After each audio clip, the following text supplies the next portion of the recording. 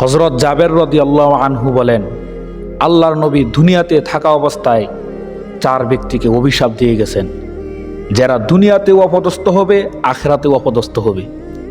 1, যে ব্যক্তি সুদ খায়। 2, যে ব্যক্তি সুদ দেয়। 3, যে ব্যক্তি সাক্ষী থাকে। 4, যে ব্যক্তি লিখে রাখে। আল্লাহর নবী বলেন, এরা দুনিয়াতেও অপদস্থ হবে, আখিরাতেও অপদস্থ হবে। তিনি আরো বলেন, সুদের 70টি শাখা আছে, তার মধ্যে সর্বনিম্ন শাখা হলো আপন মায়ের সাথে জিনা করা।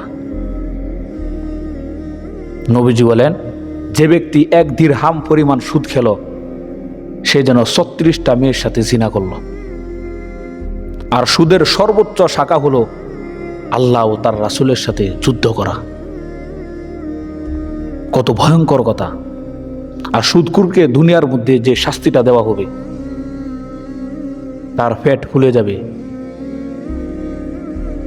তার চেহারা বিকৃতি হয়ে যাবে, মানুষ তাকে দেখতে যাবে আর বলবে সুদখোর সুদখোর। মরার আগ মুহূর্তে তার এরকম অবস্থা হবে। আর যখন তাকে কবরের মধ্যে রাখা হবে, চতুর্দিক থেকে আযাব এসে ভরপুর হয়ে যাবে।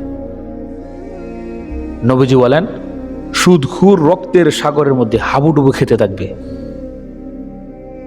মানুষ দেখে চিনতে পারবে সে দুনিয়ার মধ্যে সুদ খেয়েছিল। আর ফেরাউনের অনুসারী যারা, সুদখোরের মাথার মধ্যে ফাড়া দিয়ে তারা জাহান্নামে যাবে। এজন্য সুদ একটা মারাত্মক গুনাহ। কবরে মূলত শাস্তি হয় 2টা কারণে। 1 নম্বর সুদের কারণে, 2 নম্বর মানুষের হক মেরে দেওয়ার কারণে।